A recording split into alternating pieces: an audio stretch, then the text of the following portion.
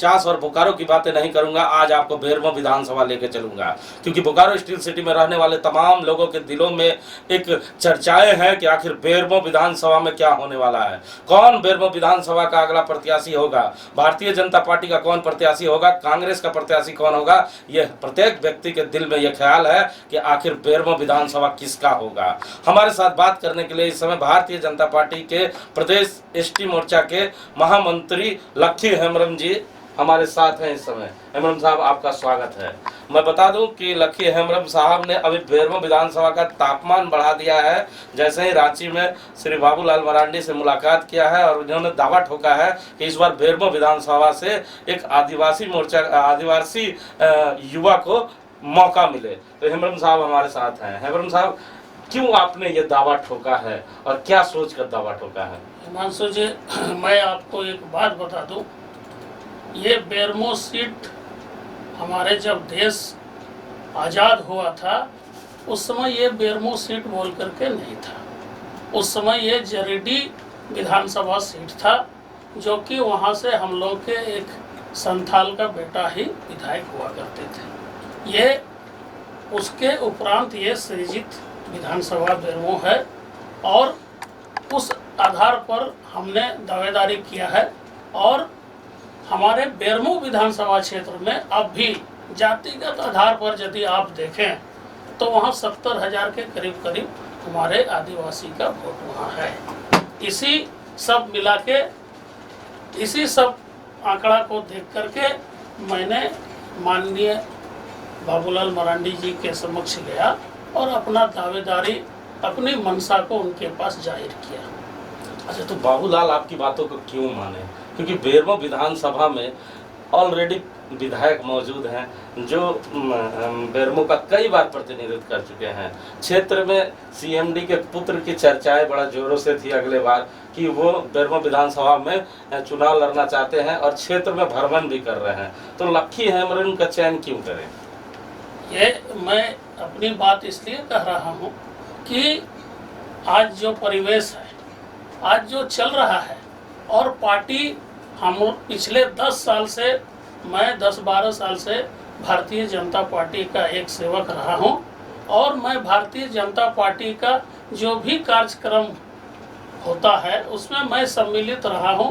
और मैं एक कार्यकर्ता के नाते मैं ये मांग करता हूं, मैं इस पर नहीं जाना चाहता हूं कि कौन मांग कर रहा है नहीं कर रहा है, लेकिन मेरी एक अपना इच्छा है कि मैं भी इस बेरमो विधानसभा में अपना किस्मत आजमाऊं। साहब, राजनीति में देखा जाता है जब भी झारखंड में उपचुनाव हुआ है, किसी का अगर देहांत हो जाता है तो उसके परिवार से जब उसको टिकट मिलता है तो वो प्रचंड बहुमत से जीतते हैं। तो कैसे आपको लगता है, क्या लगता है आपको कि बेरमो विधानसभा में जहाँ राजेंद्र बाबू के इंतकाल के बाद उनके पुत्र जहाँ दावा ठोक रहे हैं, अगर उनके पुत्र अनूप सिंह चुनावी मैदान में रहेंगे तो आप अपने आप को कहाँ पाएंगे उस समय? देखिए, ये तो जब चुनाव होगा उस समय की बात है। ऐसा नहीं है, ऐसा हर जगह नहीं है कि मान लिया जाए कि किसी का, कोई विधायक का पुत्र जो पहले रहा हो उसका बेटा खड़ा हुआ और मैंने क्या बोलते हैं कि वही जीत जाए, ऐसा नहीं है। हम कहते हैं आज बेरमो में एक परिवर्तन का लहर है और परिवर्तन बेरमो में होगा, ये मैं आपको इसकी निश्चितता बताता हूँ। तो आज मतलब क्या लक्की हेम्ब्रम को क्यों लग रहा है, मतलब क्या आपने क्षेत्र भ्रमण किया तो लोगों ने कहा, मतलब क्यों आपको अचानक? नहीं, ऐसा नहीं है। ये देखिए, मैं आज जो भी दल में काम करने वाले जितने भी हमारे कार्यकर्ता हैं, मैंने पिछले 10-12 साल से, इससे पहले भी मैं दूसरे दल में रह करके मैंने इस क्षेत्र के लोगों के साथ, शोषित पीड़ित लोगों के साथ और हमारे जो जितने भी आदिवासी भाई हैं उनके साथ मिल करके हम लोगों ने सामाजिक स्तर का और समाज के लोगों को ऊपर उठाने का काम किया है। इसलिए हमें लगता है कि आज हमको उन लोगों का साथ मिलेगा और हम इसीलिए इस उम्मीद पर भरोसा कर रहे हैं। लेकिन कांग्रेस पार्टी के लोग कहते हैं कि बेरमो में हम लोगों ने जमकर काम किया है, जिसके चलते कांग्रेस को चाहेंगे लोग। ये तो क्षेत्र में देखने की बात है, क्या काम हुआ है नहीं हुआ है, ये तो लोगों से जानने की बात है। बेरमो क्षेत्र के लोगों से पूछा जा सकता है। तो क्या लगता है कि पार्टी के कार्यकर्ताओं का कितना साथ आपको मिल पाएगा बेरमो में? अगर ये दावेदारी आप ठोक रहे हैं तो बेरमो के जो भारतीय जनता पार्टी के कार्यकर्ता हैं वो कितना सहमत हैं आपकी बातों से? सहमत और ना सहमत की बात ही जुदा है। मैं इस पर मैं जाना नहीं चाहता हूँ। पार्टी यदि निर्णय करे तो हम लोग तैयार हैं चुनाव लड़ने के लिए। पार्टी यदि मौका दे तो हम लोग तैयार हैं।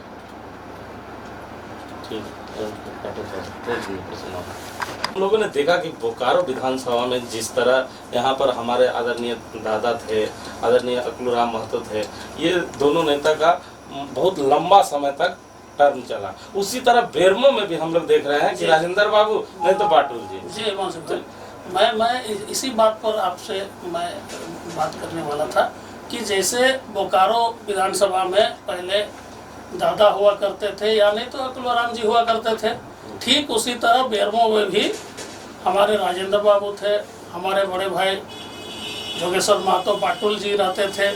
तो मैं ये चीज़ कह देना चाहता हूँ कि मैं अपने बाटुल जी का कोई विरोधी नहीं हूँ। मैं ये कहना चाहता हूँ कि हम लोग भी पार्टी के सेवक हैं, हम लोगों ने भी पार्टी की सेवा की है, तो हम लोग भी आशा उम्मीद रखते हैं कि आज हम लोग को भी मौका मिले और पार्टी हमें भी मौका दे, ताकि जो पार्टी का जो कमल खिलेगा वो लकी उमरम के नाम से खिले।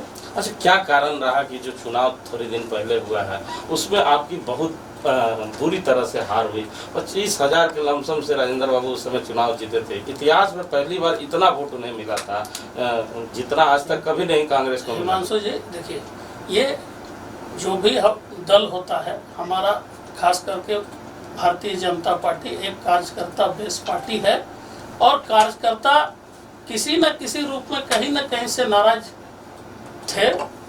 जो परिणाम आज हम लोग के सामने था अगले चुनाव का, इससे पता चलता है। तो 10 सालों से बातें दिल में रखा, छुपा कर रखा, 10 सालों के बाद आज दिल की बात कैमरे के आगे भी बोल रहे हैं, बाबूलाल जी के भी आगे बोल रहे हैं, मतलब मजबूर हो गए लकी अमरम। नहीं हिमांशु जी, ऐसा है कि कहने का मतलब है कि जो भी आज हमारे बीच में हो रहा है, आज हम लोग जब पार्टी करते हैं, दल करते हैं, तो निश्चित है कि हम लोग को बोलना चाहिए, आप बात को रखना चाहिए, सो हम लोग रख रहे हैं। ये जो 70,000 की आबादी आप बता रहे हैं अमरम साहब, तो ये वोटर कहाँ जाते हैं, किसे वोट किया करते थे? 70,000 की आबादी हमारी जरूर है, लेकिन उनको सही ढंग का कोई प्रत्याशी नहीं मिल पाता है। उनके बीच में जो लोग भी जाते हैं, आज भी आप देखेंगे कि हमारे आदिवासी भाई जो भी बेरमो विधानसभा में विधायक बने हों, आज भी हमारे आदिवासी भाई उपेक्षित हैं। तो जिन लोगों ने सत्ता संभाली वो केवल वोट बैंक के तरह ही यूज किया? नहीं, ये मैं नहीं कहूँगा। मेरे कहने का मतलब है कि जो आदिवासी आज हमारे इस बेरमो विधानसभा में हैं, कहीं ना कहीं से वो ठगे जा रहे हैं, ये मैं आपसे कहना चाहता हूँ। इस बार आप ठगने नहीं दीजिएगा? इस बार तो मैं आपके सामने बोल रहा हूँ, यदि मौका मिलेगा तो आदिवासी को भी एक जगह पार्टी में मिला हुआ है, और एक जगह हम लोग जरूर देंगे उन लोगों को समाज के इस माने क्या बोलते हैं, समाज में लाने का काम, उन लोग को समाज में ऊपर उठाने का काम हम लोग जरूर करेंगे। तो सुना आपने, ये भारतीय जनता पार्टी के नेता लक्की हेम्ब्रम हैं, जिन्होंने साफ तौर पर इस बार पार्टी को चेता दिया है, बता दिया है कि हमारी आबादी अच्छी खासी है और कई सालों से, करीबन 10 सालों से हम बेरमो विधानसभा में लगातार अपने क्षेत्र में अपने लोगों के बीच रह रहे हैं और सामाजिक कार्य भी कर रहे हैं। बेरमो में जो परंपरा चली आ रही है कांग्रेस और भारतीय जनता पार्टी की, वो परंपरा इस बार तोड़ेंगे और इस बार भारतीय जनता पार्टी का एक नया उम्मीदवार होगा जिसका नाम लक्की हेम्ब्रम होगा। ये मैं नहीं कह रहा, ये लक्की हेम्ब्रम साहब कह रहे हैं कि हम अपने पार्टी की में जाकर अपने सुप्रीमो को अपने दिल की बात बताए हैं और उन्होंने आश्वासन दिया है और कहा है कि अपने क्षेत्र में काम करते रहिए और अगला डिसीजन पार्टी पे छोड़ दीजिए। तो हमें पार्टी पे विश्वास है और हम काम किए जा रहे हैं और मुझे विश्वास है कि बेरमो विधानसभा में इस बार भारतीय जनता पार्टी एक नए उम्मीदवार को उतारेगी जिसका नाम लक्की हेम्ब्रम होगा। ये तो देखने की बात होगी कि भारतीय जनता पार्टी आखिर अपना उम्मीदवार किसको बनाती है, यह आने वाला समय ही बताएगा। कैमरामैन देवेंद्र के साथ जीपी हिमांशु, स्टूडियो।